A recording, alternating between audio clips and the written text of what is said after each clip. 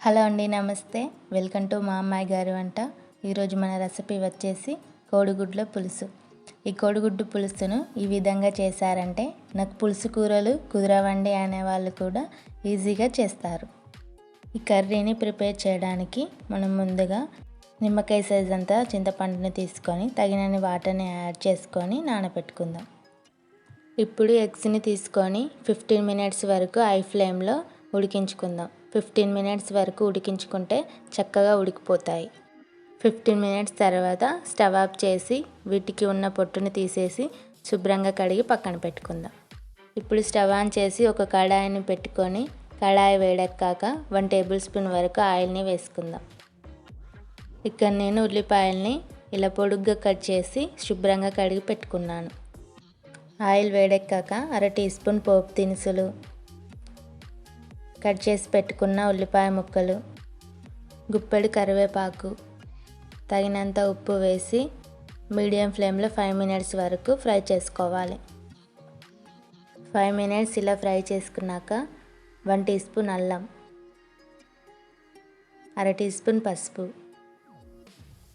1/2 teaspoon garam masala, 1/2 teaspoon ధనియాల పొడి వేసి మొత్తం కలిసేటట్టుగా కలుపుకోవాలి. ఇది మొత్తం కలిసాక 3 టీ స్పూన్స్ వరకు కారాన్ని యాడ్ చేసుకోవాలి. ఇది మొత్తం కలిసేటట్టుగా కలుపుకొని లో ఫ్లేమ్లో మూత పెట్టి 5 మినిట్స్ వరకు మధ్య మధ్యలో కలుపుతూ ఫ్రై చేసుకోవాలి. 5 మినిట్స్ తర్వాత చింతపండు రసాన్ని యాడ్ చేసుకోవాలి. మీరు తినే పులుపుని బట్టి వాటర్ని యాడ్ చేసుకోండి. ఇప్పుడు ఎగ్స్ని తీసుకొని చాకుతో ఇలా ఘాట్లు పెట్టుకోవాలి. ఇలా చేయడం వల్ల పులుసు ఎగ్లోకి వెళ్ళి టేస్టీగా ఉంటుంది.